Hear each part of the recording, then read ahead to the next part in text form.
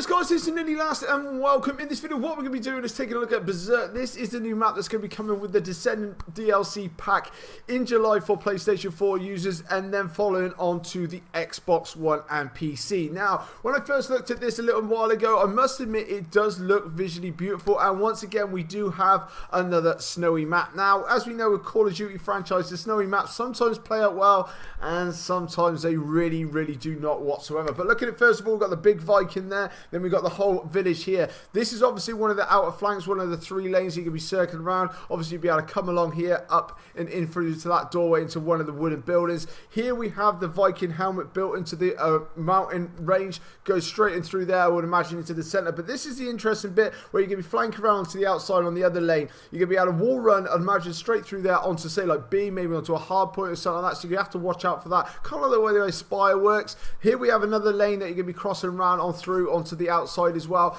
And with all these, you've got all these buildings and you'll be able to go straight up into there. So we have lots of different vantage points, a lot of different hiding points. I have to watch out for these kind of windows. Maybe they might be looking out onto A, C, B, something like that as well. And obviously this is one of the last ones. Once you come out the building there on the right, you'll be able to go across a bridge, or you can wall run, I would imagine, across the rocky outcroppings there. But it doesn't half remind me of this particular map. Now this is Whiteout from Call of Duty Ghosts. Obviously we've got the rocky outcroppings, we had the buildings, a few things like that, and obviously we had the center bit. But then it also reminds me of this as well. I don't know why, but between the two maps it feels like a bit of a hybrid. It really does. I mean, obviously we've got this one, obviously with the Viking one it doesn't have a ship, but obviously that skull with the Viking at the middle, kind of like similar as well. And we've got lots of wooden buildings and stuff like that, and lots of vantage points. And if you remember this particular map from Call of Duty Ghosts, some of the actual buildings had the fireplaces and stuff like that, and particularly on Whiteout and the one before, we had lots of little vantage places where those little windows looked out as well. So